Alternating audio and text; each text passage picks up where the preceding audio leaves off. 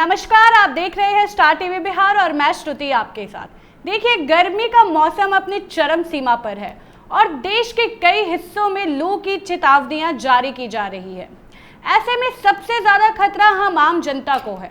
इसलिए आज हमारे बीच एक विशेष डॉक्टर विवेक पांडे मौजूद हैं, जो हमें बताएंगे कि इस खतरनाक गर्मी से कैसे बचा जा सकता है।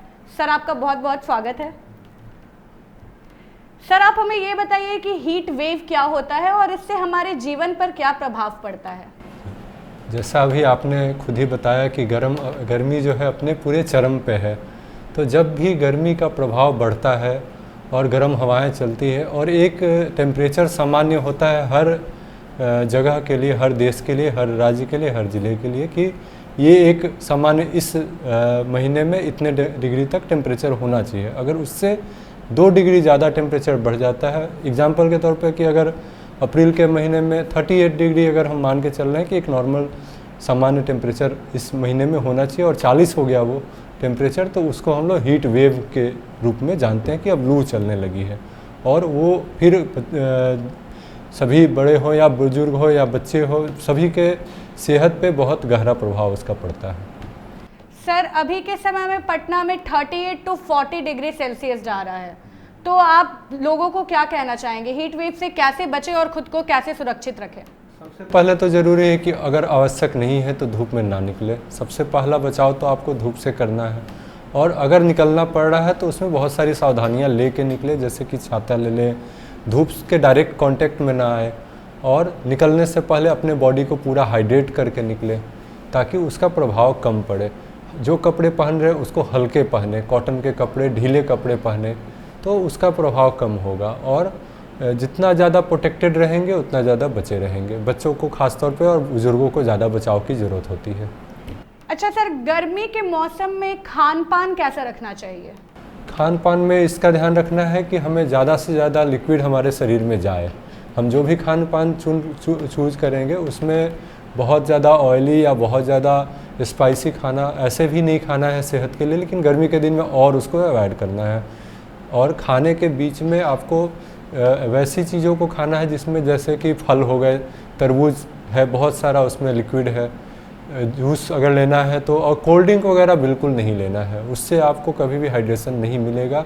कोशिश करें कि आप अपना ORS का घोल, नारियल का पानी, नॉर्मल पानी पिए, लेकिन कोल्ड ड्रिंक नहीं पिए और गर्म पदार्थ नहीं पिए, चाय, कॉफ़ी ये सब अवॉइड करें। और खाने में भी चूज करें जो खाने में ज़्यादा से ज़्यादा पानी हो। सर, गर्मी के मौसम में अक्सर बच्चे ज़्यादा बीमार पड़ते हैं, तो आप बच्चों के पेरेंट्स के लिए क्या कहना चाहेंगे? उन्हें कैसे सुरक्षित रखना चाहिए? जी, सबसे पहले तो ये बच्चों के गार्जियंस को जानना है कि बच्चे क्यों बीमार पड़ जाते हैं, है ना।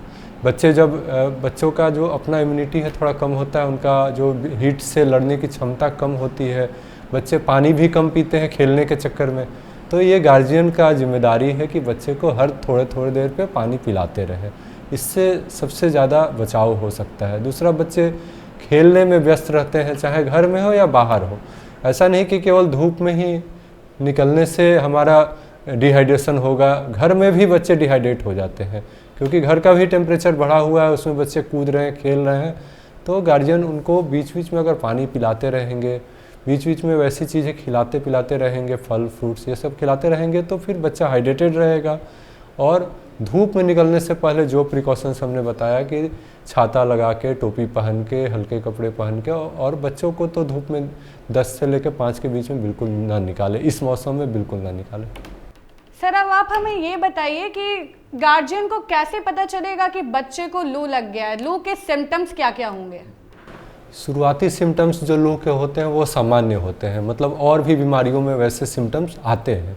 लेकिन अगर हमें लग रहा है कि गर्मी का मौसम है, बच्चा गर्मी में खेल रहा था और उस तरह के सिम्टम्स आ रहे हैं, जैसे कि बच्चा थोड़ा सुस्त दिख रहा है, कल बहुत खेल रहा था आज कम खेल रहा है, बच्चे का जो पसीना कम आ रहा है, बच्चा थोड़ा गर्म छूने पे लग रहा है, और बच्चा को लग रहा है कि पेट में दर्द या पैर में दर्द की शिकायत 1-2 बार कर रहा है, ये बहुत ही शुरुआती लक्षण होते हैं कि जबकि अलर्ट हो जाना है, जब सावधान हो जाना है, और बच्चे को उसको घर में ही उसका हाइड्रेशन, मतलब उसको पानी की कमी को पूरा करना है। बच्चे को अगर गर्म लग रहा है तो कपड़े से पोंछ सकते हैं, नहला सकते हैं, ताकि उसका टेम्परेचर बॉडी का जो कोर टेम्परेचर होता है मेंटेन रहे, और पानी समय समय पे दे के बच्चे को घर पे ठीक किया जा सकता है जब तक कि ये छोटे छोटे सिम्टम्स आ रहे हैं।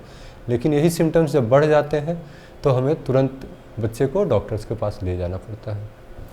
सर, हीट स्ट्रोक क्या होता है? जी, ये 2-3 टर्म्स होते हैं मेडिकल में। हम लोग सबसे पहले बोलते हैं कि जब हीट वेव्स जब चलती है तो हीट स्ट्रेस होता है, जो हमने अभी बताया कि बच्चे को या बड़े को शुरुआती लक्षण जो होते हैं उसमें हीट स्ट्रेस बोलते हैं उसको, जिसमें शुरुआती लक्षण होंगे कि हल्का थकान लगेगा, हल्का गर्म रहेगा बॉडी, काम करने का मन नहीं करेगा, सर दर्द करेगा, उल्टी होगी, पेट में दर्द, पैर में दर्द, ये सब शुरुआती लक्षण होते हैं। लेकिन जब इस लक्षण पे नहीं इलाज होगा और ज़्यादा उसमें अगर गर्मी में एक्सपोजर होगा या जाएंगे और शरीर में डिहाइड्रेशन होगा तो शरीर में जो हमारे बचाव वाली जो चीज़ें होती हैं वो कोलैप्स कर जाती हैं। जैसे हमारे ब्रेन में हाइपोथैलेमस होता है जो शरीर के टेम्परेचर को मेंटेन करता है।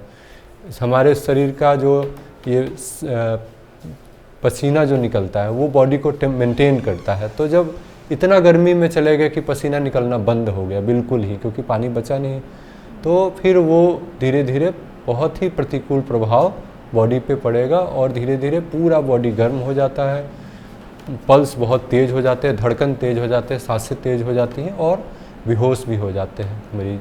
तो वो उसको बोलते हैं हम हीट स्ट्रोक बोलते हैं। जबकि बहुत सिम्टम्स बढ़ जाएं, शरीर पूरा गर्म हो जाए, कन्फ्यूजन की स्थिति हो जाए, बेहोश हो जाए और सांसें तेज हो जाए, इसको हीट स्ट्रोक बोलते हैं। जब ये सीरियस इंसान हो जाता है, कोई भी अगर बच्चा हो या बूढ़ा, तो उसके बाद क्या करना चाहिए? नहीं, ये तो एक हीट स्ट्रोक जो होता है ये एक इमरजेंसी है। इसमें जब जहाँ पता चला कि नहीं ऐसी किसी को हो गया है, राह चलते भी अगर किसी को हो गया, तो सबसे पहले उनको ठंडा करने की कोशिश करनी है, बॉडी को तुरंत ठंडा करना होता है। वो कैसे करेंगे कि पानी से धोना पोंछना पूरे शरीर को, और पानी पीने की स्थिति में अगर है तो पिलाना है, और तुरंत किसी आसपास के मेडिकल हॉस्पिटल में, सरकारी हो प्राइवेट हो, जहाँ भी ले जाना चाहे तुरंत ले जाके एडमिट करना होगा। इसमें हीट स्ट्रोक का सिम्टम्स अगर दिख रहा है तो एडमिट करना है, उसमें फिर अपने से ट्रीटमेंट नहीं करना है।